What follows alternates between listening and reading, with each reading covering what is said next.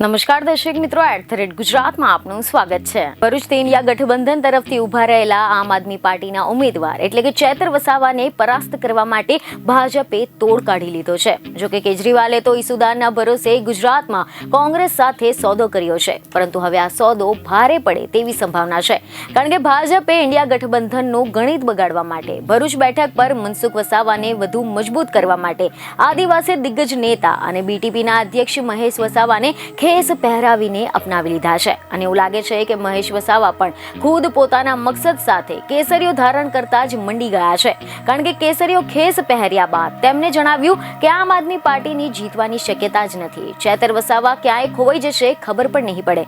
જો કે લાંબા સમયથી ચર્ચાઓ અને અટકળો બાદ આખરે બીટીપીના મહેશ વસાવા ભાજપમાં જોડાઈ ગયા છે અને ભાજપમાં જોડાયા બાદ મહેશ વસાવાએ આમ આદમી પાર્ટીના ધારાસભ્ય ચેતર વસાવા પર શાબ્દિક પ્રહાર કર્યા હતા।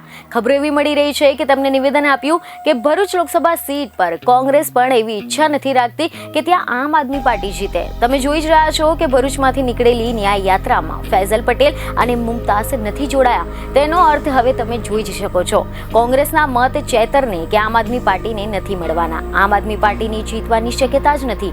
ચેતર ત્યાં જીતવાનો જ નથી, તે ક્યાંય ખોવાઈ જશે ખબર પણ નહીં પડે। અમે શિક્ષણ, આરોગ્ય, વિકાસ અને સિંચાઈના પ્રશ્નોને આગળ લઈ જવા માંગીએ છીએ અને એટલા જ માટે અમે ભાજપમાં જોડાયા છે। તમને જણાવી દઈએ કે ચેતર વસાવા મહેશ અને છોટુભાઈ વસાવાની ખૂબ જ નજીકના હતા, તો બીજી તરફ હવે મહેશ વસાવા અને મહેશ પટેલ ભાજપમાં જોડાતા આદિવાસી પટ્ટા અને ઉત્તર ગુજરાતમાં ભાજપ વધુ મજબૂત થશે।